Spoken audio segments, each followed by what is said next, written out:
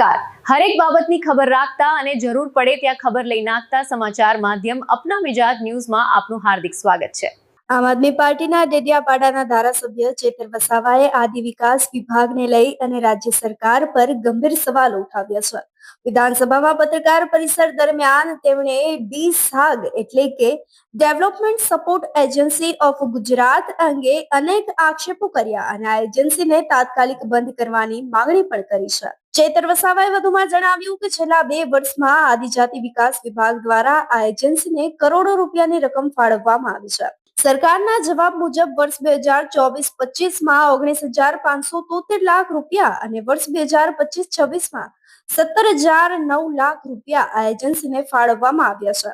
પરંતુ તેમાંનો મોટો હિસ્સો વાપરવામાં ન આવ્યો હોવાની વાત પણ કરવામાં આવી છે, જેના કારણે સરકારના વહીવટ પર ગંભીર પ્રશ્નો ઉઠી રહ્યા છે. વસાવાએ વધુમાં સવાલ કરતા જણાવ્યું હતું કે રાજ્યના 24 જિલ્લામાં ટ્રાઇબલ સબ પ્લાનની કચેરીઓ, અધિકારીઓ અને સ્ટાફ ઉપલબ્ધ છે, ત્યારે પછી જ છે તે ડેવલપમેન્ટ સપોર્ટ એજન્સીને કરોડો રૂપિયાનું ફંડ ફાળવવાની શું જરૂર છે? ઘણા કામો ટેન્ડર અને નિવેદન વગર ફાળવવામાં આવ્યા હોવાની વાત પણ કરવામાં આવી છે, જેના કારણે હવે આદિજાતિ વિકાસ માટે ફાળવવામાં આવેલા બજેટનો યોગ્ય ઉપયોગ ન થતો હોવાનો પણ આક્ષેપ કરવામાં આવી રહ્યો છે. ચેતર વસાવાએ માંગણી કરી છે કે ડી સાગર એજન્સીને તાત્કાલિક બંધ કરવામાં આવે અને આ સાથે જ આદિવાસી વિસ્તારના વિકાસ માટે સીધા ગ્રામ સભાના ઠરાવના આધારે કામગીરી હાથ ધરવામાં આવે.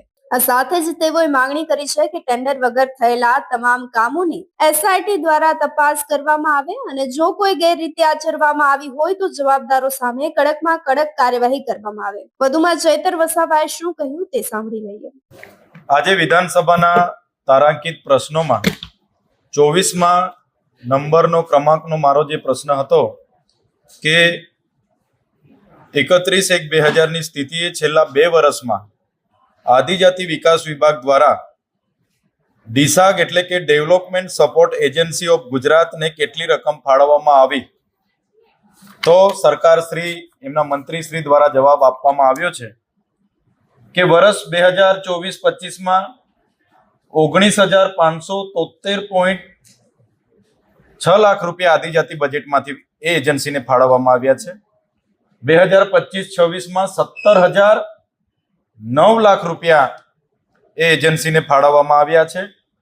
સાથે કેટલા વપરાયેલા છે અને કેટલા વણ વપરાયેલા છે એની માહિતી સન્માન્ય ગૃહમાં મંત્રીશ્રીએ આપી છે કે 18,297.6 લાખ રૂપિયા વપરાયા છે 24-25માં, 1,276 લાખ રૂપિયા વણ વપરાયેલા પડેલા છે. 25-26માં 7,703.43 લાખ રૂપિયા વપરાયેલા છે અને 9,305.57 લાખ રૂપિયા વણ વપરાયેલા છે.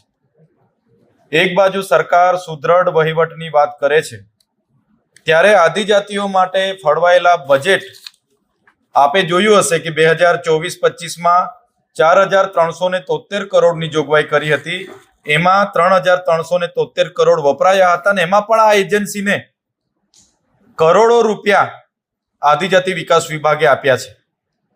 2025-26માં 5,120 કરોડ રૂપિયા આદિજાતિ માટે ફળવાયા હતા, એમાં માત્ર 2,410 કરોડ રૂપિયા વપરાયા, એમાં પણ આ એજન્સીને કરોડો રૂપિયા સરકારે આપ્યા છે. મારે સરકારને સીધો સવાલ છે, તમારે આદિજાતિ વિસ્તારમાં 24 જિલ્લાઓમાં ટ્રાઇબલ સપ્લાનની કચેરીઓ ચાલે છે, પ્રાયોજના વહીવટદાર અધિકારી ત્યાં બેસે છે, એમનો આખો સ્ટાફ બધો જ છે આપણી પાસે, તો આ એજન્સીને ડાયરેક્ટ ફંડ ફાળવવાની શું જરૂર, તમારે શું જરૂર પડી? આ તો 2 વર્ષની માહિતી છે. જ્યારથી તમે આ ડીસાક એજન્સીને ફંડ ફાળવો છો એના તો કેટલા કરોડો રૂપિયા હશે. એટલે જ મારે કહેવું છે, જે આ ડેવલપમેન્ટ સપોર્ટ એજન્સી છે એ બારોબાર એમના લાગતા વળગતા કોન્ટ્રાક્ટરોને, એજન્સીઓને અને એમને બારોબાર બોલાવી એમને કયા કામમાંથી કેટલી ટકાવારીઓ મળશે એ પ્રકારનું આયોજન કરીને આદિજાતિનું બજેટ વાપરવામાં આવે છે.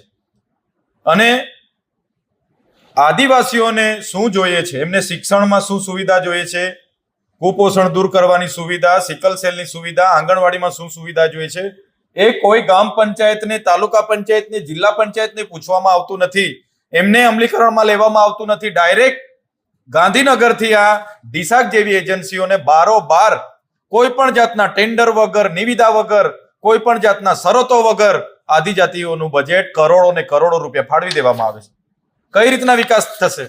એક બાજુ સરકાર નીતિ નિયમો, શરતો, જેમ્સ પોર્ટલોની વાત કરે છે, નવા પોર્ટલોની વાત કરે કે એમાં શરતોને આધી નિવિદા થવી જોઈએ, ટેન્ડરો થવા જોઈએ, ને આદિજાતિ બજેટમાં તો કોઈ ટેન્ડર થતા નથી.